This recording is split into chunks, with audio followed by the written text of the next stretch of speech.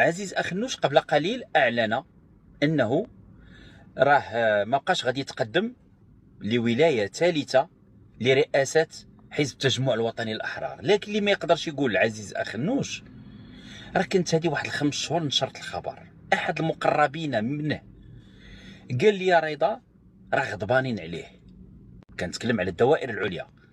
السيد كيرتكب أغلاط فادحة، السيد في بلاصة ما يقوم بعمل لصالح هذا البلاد جاب معاه واحد المجموعة ديال رجال الأعمال وسيطروا على المغرب وأحكموا قبضتهم عليه وبداو كيستنزفوا الثروات ديالو، الصفقات، المصائب، بزاف ديال الحوايج.